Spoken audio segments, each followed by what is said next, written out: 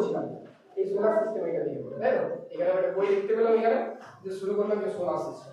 এরপর তোমাদের এইটা নিয়ে কোনো ধারণা হয়ে গেল যে এই যে এইটা হচ্ছে সূর্য, কি বলে এটা হচ্ছে সূর্য, এইগুলো হচ্ছে কি, এই যে এইগুলো হচ্ছে তার কক্ষপথ, আর এইগুলো হচ্ছে গ্রহগুলো। এখানে আমাদের পৃথিবী আছে, বুধ শুক্র পৃথিবী মঙ্গল, তাই তো? এরকম করে যাচ্ছে, বৃহস্পতি ইউরেনাস নেপচুন প্লুটো এরকম করে যাবে, তাই তো? বুঝা গেল? এরপর এটা এই মানেটা এই ছবিটার মানে জানো, এটা হচ্ছে আমাদের সৌরজগৎ। এই সূর্য, এই পৃথিবী, এই কক্ষপথ, আর এই হচ্ছে উপগ্রহ। স্যাটেলাইট বলতে আমরা ওইগুলো একটা উপগ্রহ, কিন্তু ওগুলো কৃত্রিম উপগ্রহ, ওগুলো আমরা নিজে বানাই, ওগুলো প্রকৃতিভাবে তৈরি হয়নি।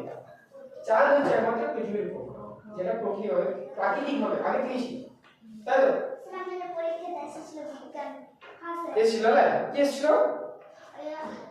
মঙ্গলের পৃথিবীর মাঝে কোটি কোটি বছর আগে রিয়া নামে রিয়া পৃথিবীর সঙ্গে ধাক্কা খেয়ে চাঁদের জন্ম হয়। এরকম অনেক ধাক্কা হয়, অনেক প্রচুর এখনো হচ্ছে। এই যে তোমাকে এখন পড়াচ্ছি না, মহাকাশের মধ্যে এখনো অনেক হচ্ছে অ্যাস্টেরয়েড, তাই তো? অ্যাস্টেরয়েডরা ধাক্কা খাচ্ছে, কিন্তু আমাদের পৃথিবীতে আসছে না কেন বলে দেখি? পৃথিবীর কেন্দ্রতে সবচেয়ে ভয়ঙ্কর আগুন লেগে আগুনে জ্বলতে জ্বলতে ছোট হয়ে ধ্বংস হয়ে যায়। আমাদের পৃথিবীর বায়ুমণ্ডলের ভাগ হয়েছে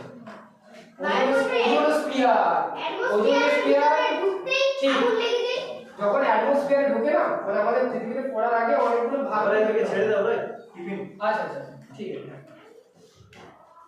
তাহলে বুঝতে পারছি আমাদের এরকম করে হয়। টিফিন